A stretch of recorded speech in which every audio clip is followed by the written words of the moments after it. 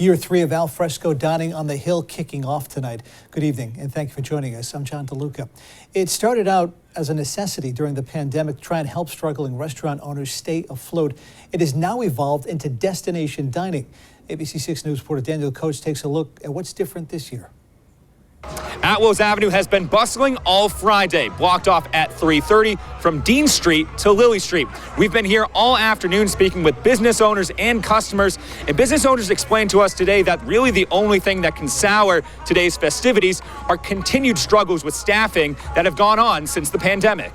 Al Fresco Dining is back on the Hill for the third straight year, and patrons Friday evening were given a perfect day to wine and dine. The now annual tradition started as an answer to the restrictions of the pandemic, as explained by Constantino's Venda bar manager, Michael Constantino. The Dine Al Fresco was our first reaction to COVID and how we dealt with it. And then it's really just kind of turned into something that's wonderful for Federal Hill and the whole city. But on one of the biggest days of the year, Constantino said that staffing shortages, like many other Federal Hill restaurants, remains a constant concern. We're probably at about 80-85% of what we'd like to have. We do ask our customers to just have some patience with us. We are not at optimum staff levels yet, but we're trying to get there, and so we just do the best that we can. According to the Federal Hill Commerce Association, there are currently close to 400 open positions amongst Federal Hill restaurants, which includes 80% of the businesses, including Venda Bar.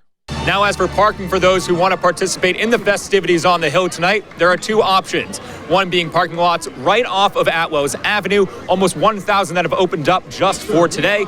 The other being valet parking that you see just across the street, steps away from Venda.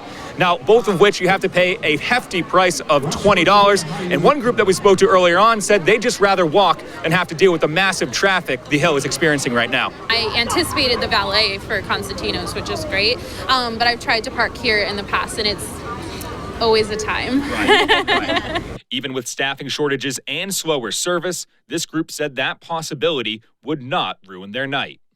It's an event in itself to come here on a Friday night, but there's so much going on, and it's just been, and we have beautiful weather, so can't complain. In Providence, I'm Daniel Coates, ABC6 News.